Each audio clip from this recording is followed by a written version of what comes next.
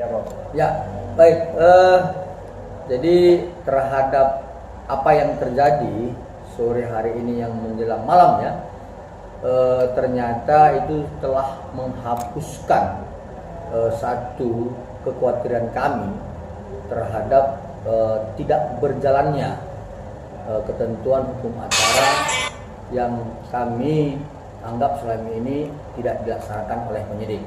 Ternyata ya dengan peristiwa hari ini, dengan ya kami belum mendapat informasi resmi ya, tetapi kami melihat dari media bahwa telah dipakaikannya baju orange terhadap tersangka.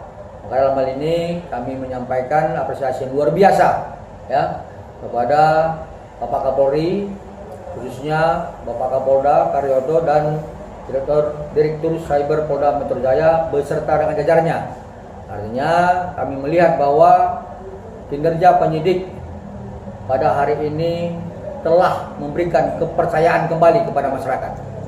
Ya, yang selama ini di framing si tersangka oleh masyarakat dengan bahasa-bahasa kebal hukum, ternyata penyidik Polda Metro Jaya telah membantah semua itu dengan ya menetapkan kedua orang ini menjadi tersangka. Kemudian ya mudah-mudahan yang kami dapat informasi benar, ternyata ini kedua tersangka telah ditahan.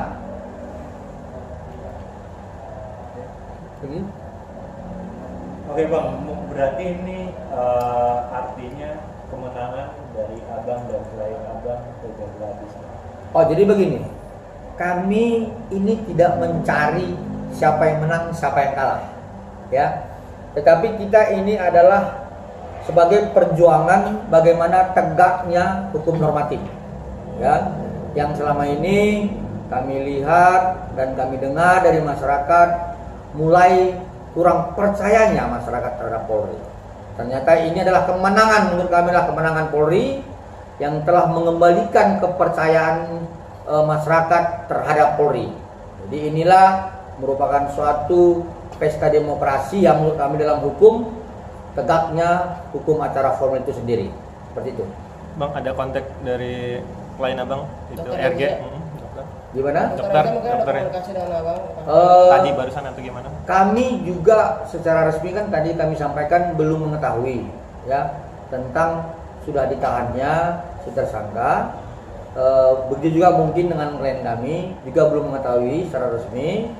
Nanti mungkin kalau sudah mendapat informasi resmi, kami akan melakukan komunikasi dengan klien kami.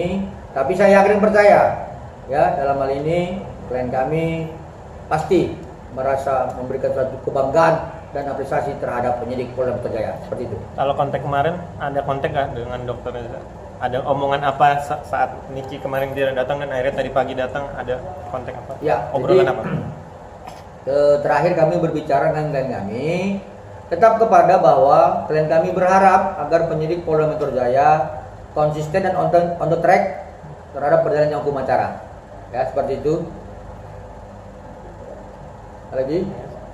Bang, artinya penahanan sementara di Polda Atau gimana Bang? Kalau sebenarnya itu kan ada masa tahanan, ya. Tapi terhadap masa tahanan ini ya boleh juga ya tersangka itu mempunyai hak untuk memohon permohonan sebagainya. Tapi ada batas masa tahanannya, seperti itu. Batas masa tahanannya sekitar berapa? Mungkin itu nanti tahap pertama 20 hari. Apakah memang itu nanti ditangguhkan tidak? Tidak tahu ya Tum ya. Seperti itu. Pak, dengan beredarnya surat permohonan dari anak dari MM sendiri nih untuk dipenangguhkan penahanannya, mungkin itu seperti apa tuh Bang? Ini kan NM juga kan memiliki 3 orang anak dan 2 di antara 3 masih cukup kecil gitu Bang. Dan juga lagi Jadi yang pasti begini. Dan juga lagi hamil. Ya. Ya gini, oleh itu kita bisa memastikan ya karena ada uji-uji dari kesehatan ya mungkin dan bukan mungkin penyidik juga mempunyai metode seperti itu. Tetapi terhadap permohonan penangguhan tahanan itu kan hak tersangka ya, anak yang melakukan permohonan itu hak tersangka dan itu juga sudah diatur dalam pasal 31 ayat 1 KUHP. Nah artinya kembali juga kepada penilaian penyidik apakah patut dan wajar permohonan penangguhan ini dikabulkan oleh penyidik seperti itu ya. Tapi kami berharap tetap bahwa penilaian oleh penyidik itu tetap mengarah kepada sebuah kepastian hukum dan kemanfaatan seperti itu. Lagi? Oke, berarti nextnya apa nih Pak? Kalau udah NM memakai baju oranye dan ditahan gitu. Ya next ya pasti kita akan menunggu pelimpahannya ke penuntut umum ya seperti itu. Tetapi kami juga akan terus melakukan upaya-upaya untuk mempertanyakan terhadap tersangka-tersangka lain yang kami anggap itu tidak boleh hanya 2 orang tersangka ya. Karena dari awal kami tetap berpendapat bahwa lebih dan harus lebih dari 2 tersangka seperti itu. Berarti Abang bisa menilai ada indikasi bukan hanya Mail dan NM saja ya di balik itu semua. Iya, dari peristiwa hukum tanggal 27 Oktober, 13 November, 14 November dan 27 November kami menduga kuat bahwa tidak boleh hanya 2 tersangka ditetapkan dalam dugaan tindak pidana pemerasan itu. Seperti itu. Bang, berarti untuk 2 yang lainnya nanti gimana nih Bang? Dari dokter O juga gitu dan satu lainnya gitu. Ya, jadi terhadap dokter O kami sudah sampaikan kepada penyidik dengan barang-barang bukti yang kami sajikan pada saat proses lidik.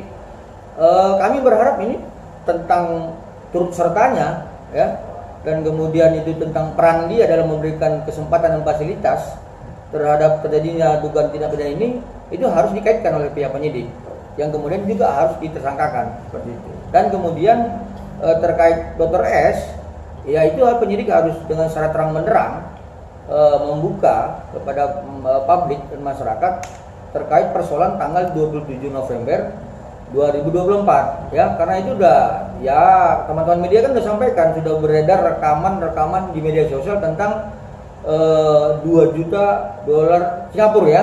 Nah, ya itu jadi penyidik juga harus tegas dan terang terhadap peristiwa hukum itu seperti itu. Bang, apakah setelah NM dan IM sudah memakai baju oranye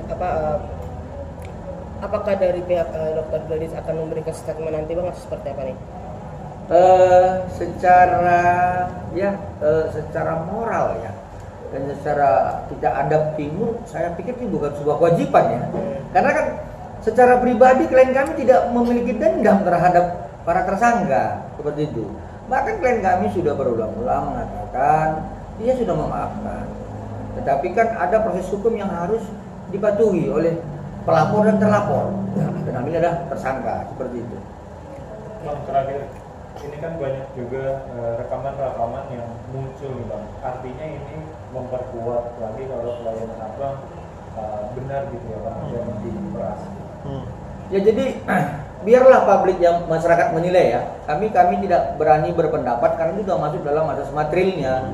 Nanti biar itu semua diuji dalam proses pengadilan. Ya itu karena kewenangan majelis hakim, kewenangan penuntut umum dan kewenangan dari kuasa hukum dari tersangka. Ya kami di sini hanya bagaimana mendorong ya sebagai kuasa hukum, kami di sini dari pelapor mendorong agar asas formil terhadap laporan klien kami itu berjalan dengan baik ya. Tapi terhadap asas materialnya biar nanti dalam persidangan diuji apakah itu memang sebagaimana yang dipersangkakan atau dalam dakwaan oleh penuntut umum. Kita lihat nanti seperti itu. Bang, berarti semua pembicaraan Abang saja yang wakilin ya untuk klien Abang ya, RG? Iya, saya sudah sering bilang sama teman-teman media ya. Ya saya memang sudah kebiasaan dengan para senior-senior ini, teman-teman yang lain, bahwa dalam pertarungan kami akan selalu tampil. Tetapi dalam kemenangan kami akan mundur dari kemenangan itu. Karena kemenangan itu bukan harus dirayakan seperti pendapat teman-teman, karena ini bukan sebuah kemenangan, tapi pertempuran untuk menegakkan konstitusi. Ya ini pertempuran dan kami harus tampil seperti itu. Oke.